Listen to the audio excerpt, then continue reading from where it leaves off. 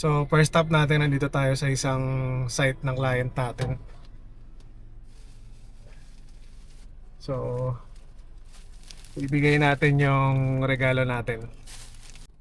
So nandito na tayo sa second spot natin para dun sa pagbigay ng regalo natin dun sa client natin.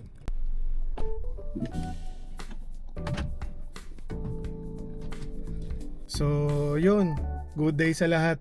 Maaga tayo ulit ngayon kasi ngayon tayo ay magbibigay ng mga panregalo sa mga naging client natin.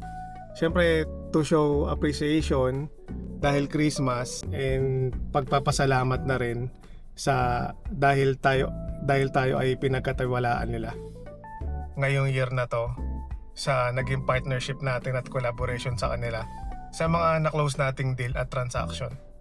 So isa to sa way ng pagpapakita ng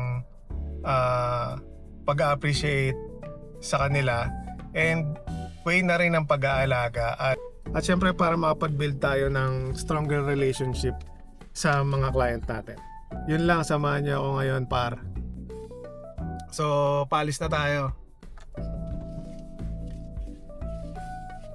Okay ka lang dyan?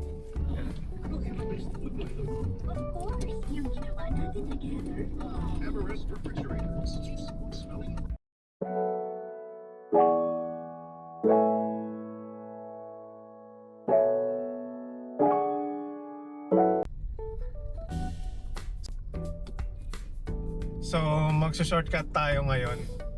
May mga dadaanan tayong shortcut kasi medyo matraffic na ngayon dahil Christmas season.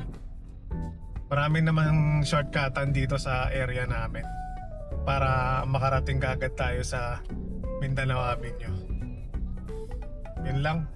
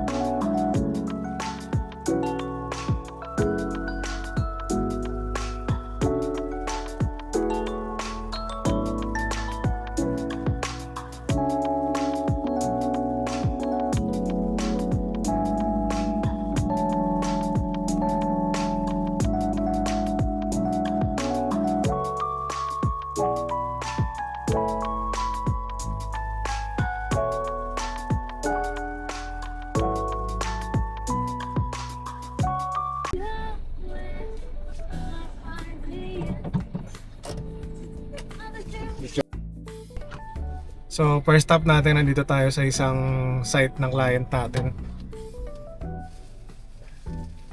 So ibigay natin yung regalo natin.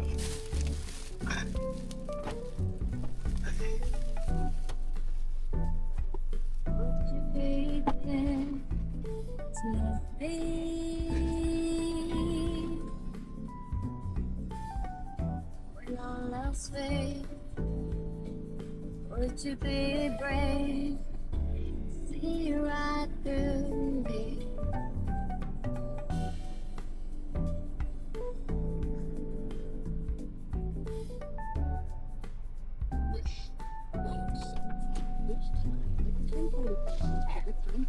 Brought to you by EO Executive Optical. So ito yung area na ginawa. Ito yung area na ginawa na site. Tapos na yung area mula doon hanggang dito. Tapos na yung construction niya. Ito yung mga bahay na yan. So nakalagay na for sale na. Yun yung naging project natin doon sa kanila. Nag-supply tayo ng raw materials doon. O, yun lang.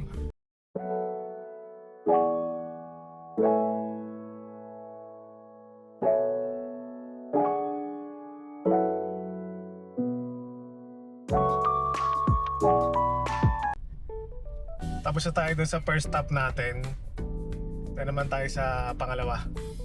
Bossing, thank you. Dun sa construction lang kami dumaan. Thank you.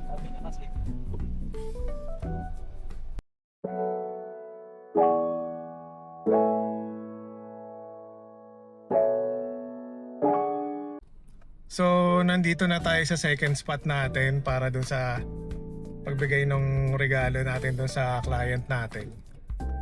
Eh, medyo puno. So, nandito na kami sa second spot. Medyo ano lang, medyo puno yung parking. So, ito lang yung area. So, dyan banda sa building na yan. Dyan yung second spot natin sa building. Kasi puno lang yung parking. Puno lang yung parking, so bababa na lang yung kapatid ko, yung kasama ko, para ibigay itong mga regalo. Yun lang.